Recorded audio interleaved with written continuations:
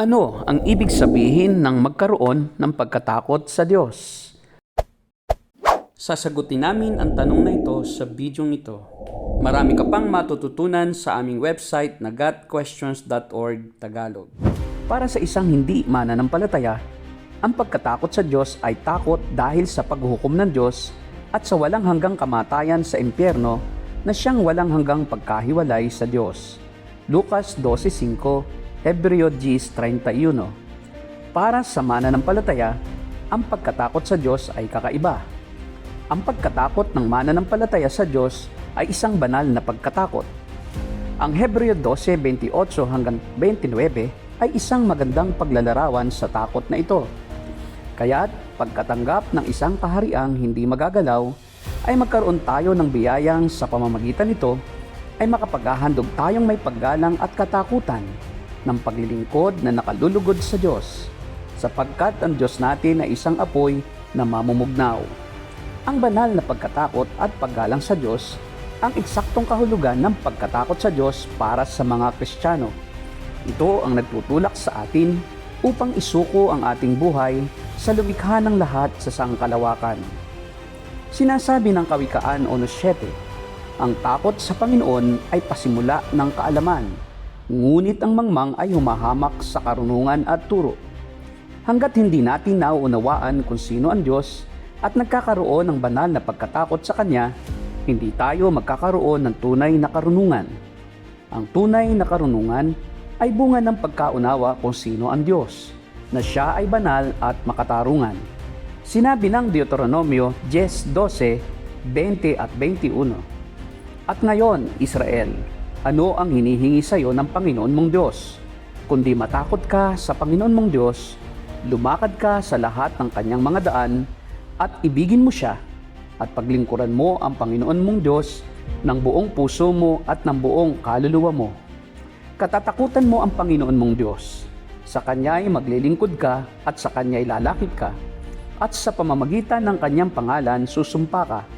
Siya ang iyong kapurihan, at Siya ang iyong Diyos, na iginawa ka niya nitong mga dakila at kakilakilabot na mga bagay na nakita ng iyong mga mata.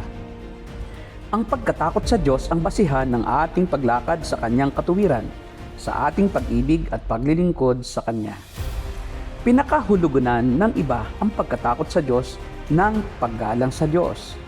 Habang ang paggalang ay kasama sa konsepto ng pagkatakot sa Diyos, mayroon pang mas malalim na kahulugan bukod sa rito. Kasama sa biblikal na pagkatakot sa Diyos, ang pangunawa kung paano kinamumuhian ng Diyos ang kasalanan at ang pagkatakot sa parusa niya sa kasalanan kahit na sa buhay ng isang mananampalataya. Inilalarawan ng Hebreo 12:5-11 kung paano dinidisiplina ng Diyos ang isang mananampalataya.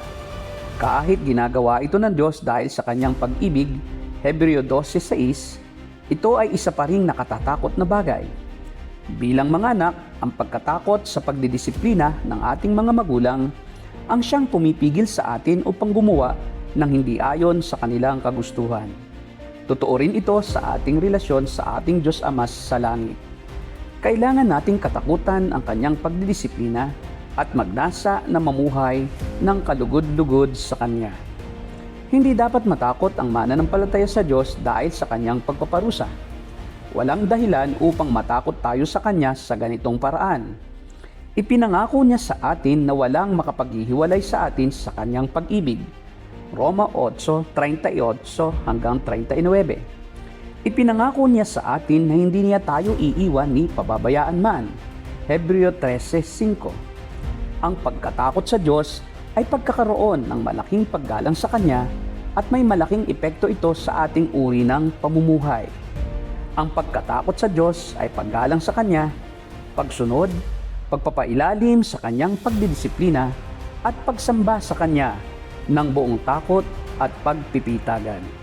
Yan ang aming sagot sa tanong na, ano ang ibig sabihin ng magkaroon ng pagkatakot sa Diyos? Sa aming website na gotquestions.org Tagalog, mababasa mo ang pagtalakay sa iba't ibang paksa at mga inirerekomenda naming babasahin.